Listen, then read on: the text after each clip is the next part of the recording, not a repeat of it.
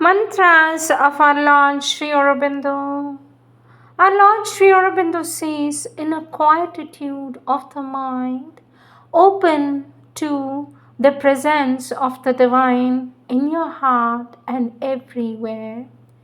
In a still mind and heart, the divine is seen like the sun in still water.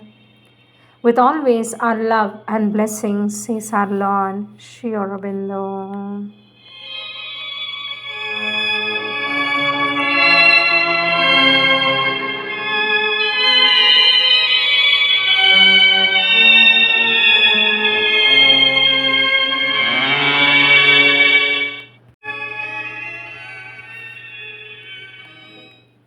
Sri Aurobindo's Savitri, Book 5, the Book of Love, Canto 3, Satyavan and Savitri, page 400. Out of the voiceless mystery of the past, in a present, ignorant of forgotten bonds, these spirits met upon the roads of time. Yet in the heart, their secret conscious selves, at once aware, grew of each other, warned by the first call of a delightful voice and a first vision of the destined face. As when being cries to being from its depths, behind the screen of the external sense, and strives to find the heart-disclosing word, the passionate speech revealing the soul's need, but the mind's ignorance veils the inner sight. Only a little breaks through our earth-made bounds. So now they met in that momentous hour, so utter the recognition in the deeps, the remembrance lost, the oneness felt and missed. Thus Satyavan spoke first to Savitri. O thou who comest to me out of time's silences, yet thy voice has wakened my heart to an unknown bliss, immortal or mortal only in thy frame, for more than earth speaks to me from thy soul, and more than earth surrounds me in thy gaze. How art thou named among the sons of men? Whence hast thou dawned, filling my spirit's days, brighter than summer, brighter than my flowers, into the lonely borders of my life? O sunlight, molded like a golden maid? I know that mighty gods are friends of earth. Amid the pageantries of day and dusk, long have I travelled with my pilgrim soul, moved by the marvel of familiar things.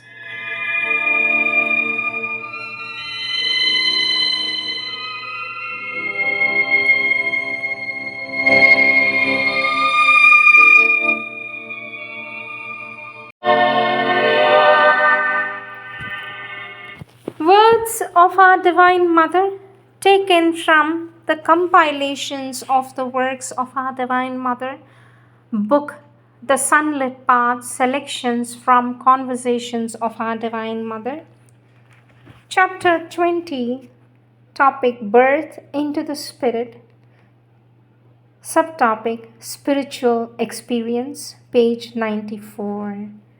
Question, sweet mother. You speak of spiritual experience. What is an experience and how can one have it? For this, our Divine Mother says, it is something that puts you in contact. It is something that puts you in contact with a consciousness higher than the one you normally have. You have a certain feeling about yourself. You're not even conscious of it, for it is your normal condition, you see. If you suddenly become conscious of something in you that is different and much higher, then that will be a spiritual experience. Whatever it may be, you may formulate it with a mental idea or you may not. You may explain it to yourself or you may not. It may last or it may not last. It may be instantaneous. But when there is this essential difference in the consciousness, and when, of course, the quality that comes is very much higher, much clearer, much purer than what you normally have, then you may call that as a spiritual experience. This means that there are thousands of different things which can be called spiritual experience. Question, sweet mother, should one aspire to have a spiritual experience? For this, our Divine Mother says, I think it is wiser to aspire to make progress or to be more conscious or to be better or do better rather than to aspire for a spiritual experience, because that might open the door to more or less imaginary or falsified experiences, to moments of the vital which take on the appearance of higher things. One can deceive oneself by having an aspiration for experiences. The experience should come spontaneously as a result of the inner progress, but not for itself or in itself. Next subtopic, come out of words. Our Divine Mother says the great problem is that you think with words, but these words are empty of meaning. Most of the time, they are merely words. You speak of the divine, you speak of the supreme, you speak of integral yoga, you speak many things, but does all that correspond in your mind to something concrete? To a thought, feeling, clear idea, or experience, or is it simply words? Our Divine Mother says you have to see the thing, the experience behind the words. Here we speak of yoga, but elsewhere one would speak differently. Some would say, I am seeking my purpose in life, and so on. Those who have a religious bent will say, I want to find the divine presence.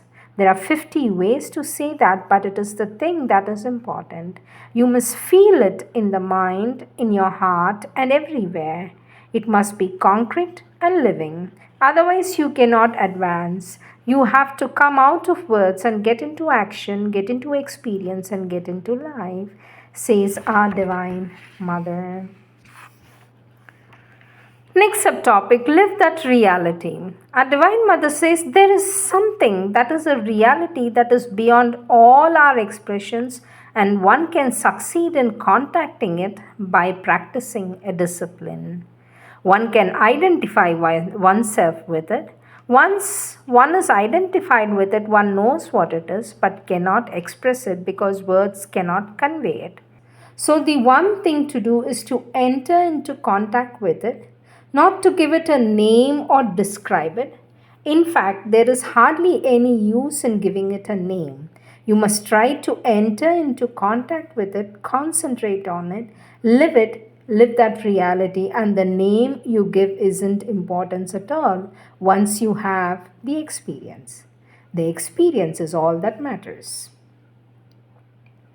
All that is needed is to succeed in identifying oneself with it, live in it.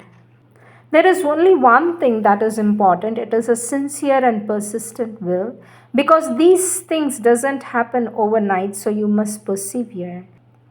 Our Divine Mother says, when you feel you're not advancing, you must not get discouraged. You must try to find out what in your nature is resisting and then make the necessary progress. And all of a sudden, you have moved forward. When you reach the end, you have an experience. And what is remarkable is that people who have followed different paths with altogether different mental constructions and faithful beliefs, it is the same experience for everyone. Because it is true, because it is real, it is a soul reality. The way one speaks about it is not important. What is important is to follow the path, your path, whatever it may be, to go there. Next subtopic, birth into the spirit. Our Divine Mother says, in the life of the individual, the spirit is what makes all the difference.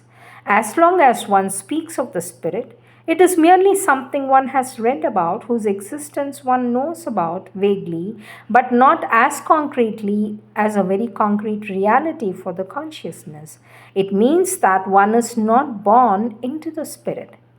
When one is born into the Spirit, says our Divine Mother, it becomes something far more concrete, far more living, far more real, far more tangible than the whole material world. And this is what makes the essential difference between things.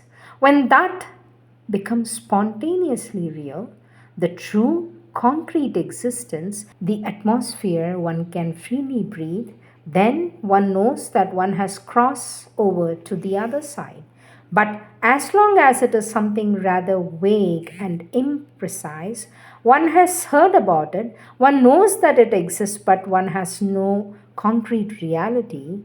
Well, it means that the new birth has not yet taken place. Next subtopic, a reversal of consciousness. Our Divine Mother says there is a moment, because it is a question that becomes more and more intense and acute when you have the feeling clearly that things are strange, that they are not real. A moment comes when the sensation you have of yourself or being yourself becomes strange. There is a kind of sense of unreality. And the question keeps coming up, but then what am I? Well, there is a moment when it comes up with such concentration and such intensity that with this intensity of concentration, suddenly a reversal takes place. And then instead of being on this side, you are on that side. And when you are on that side, everything is very simple. You understand? You are, you know what you are, you live, and then you clearly see the unreality of the rest, and that is enough. Our Divine Mother says, you see, you have to wait for days and months and years and for centuries, for lives, for this moment before this moment comes.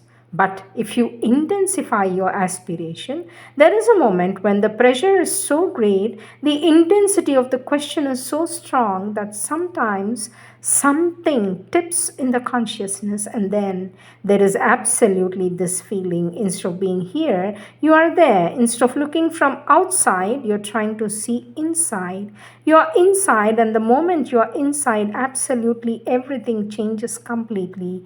And all that seemed true to you, natural, normal, real, tangible, all that suddenly it seems quite bizarre to you, quite strange, quite unreal, quite absurd. But you have touched something that is supremely true, eternally beautiful, that you never lose again. Our Divine Mother says, once the reversal has taken place, you may slip back into an external state of consciousness, not lose normal contact with things of life, but that remains. It never moves. In your dealing with others, you may fall back a little into their ignorance and blindness, but something is always there, living, standing, erect, inside. It does not move anymore until it manages to penetrate everything to the point where it is over. Blindness disappears forever. And this is an absolute tangible experience. It is something more concrete than the most concrete thing. It is more concrete than a blow on your head. It is more something real than anything else. That is why I always say, when people ask me how can one know whether he is in contact with his psychic being or not, or how can one know whether he has found the divine, well, it makes me laugh, because when it happens, it is over. You no longer are able to ask that question because it is done. You don't ask how it happens. It is done, says our Divine Mother. Next topic, chapter 21, the psychic being. Our Divine Mother says the psychic being is a center of light and truth. The psychic being is a center of light and truth and knowledge and beauty and harmony, which the Divine Self in each one of you creates by His presence little by little. It is influenced, formed, and moved by the Divine Consciousness of which it is a part and parcel. It is in each one of you, the deep inner being which you have to find out in order that you may come in contact with the divine in you. It is the intermediary between the divine consciousness and your external consciousness. It is the builder of the inner life. It is that which manifests in the outer nature, the order and rule of the divine will. If you become aware in your outer consciousness of the psychic being within you and unite with it, you can find the pure eternal consciousness and live in it. Instead of being moved by the ignorance as human beings constantly is, you grow aware of the presence of an eternal light and knowledge within you, and to it you surrender and are integrally consecrated and moved by it in all things. Our Divine Mother says, for your psychic is that part of you which is already given to the divine. It is its influence gradually spreading within towards the most outer and material boundaries of your consciousness that will bring the transformation of your entire nature. There can be no obscurity here, it is luminous part in you. Most people are unconscious of this part within. The effort of yoga is to make you conscious of it so that the process of your transformation, instead of a slow labor extending through centuries, can be pressed into life or even for years. Our Divine Mother says, the psychic being is that which persists after death because it is your eternal self. It is this that carries the consciousness forward from life to life. The psychic being is the real individuality of the true and individual, divine individual within you. For your individuality means your special mode of expression, and your psychic being is a special aspect of the one divine consciousness that has taken shape in you. Next subtopic, contact with one's psychic being. Our Divine Mother says in ordinary life, there isn't one person in a million who's in conscious contact with his psychic being even momentarily. The psychic being may work from within, but it works so invisibly, unconsciously, that for the outer being, it is as though it didn't exist. And in most cases, the immense majority, almost the totality, as it is though it were asleep, not at all active.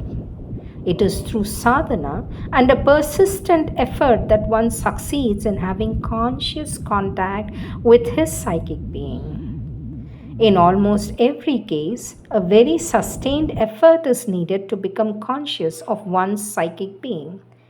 Generally, it can take 30 years. One is considered very lucky because 30 years of sustained effort, it can happen faster, but it is so rare at once one says that is not an ordinary human being.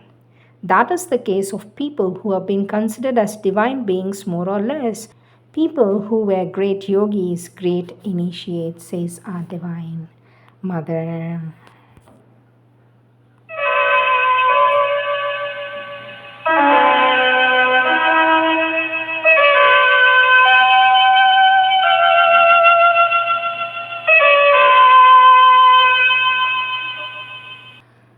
Prayers and Meditation, September 4th, 1914.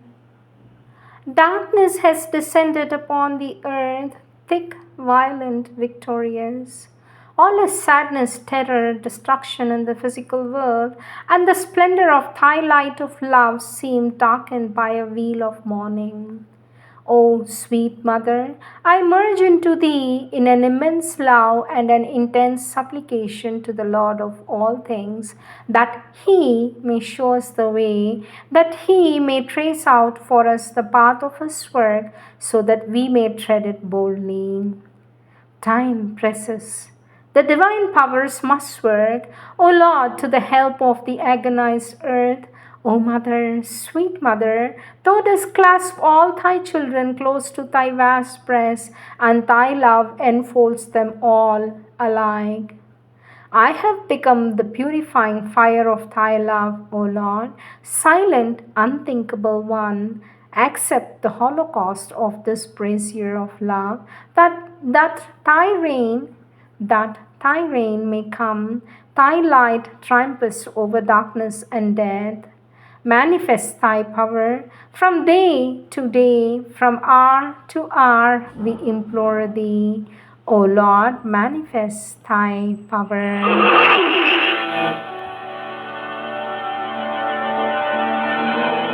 O Lord, manifest thy power.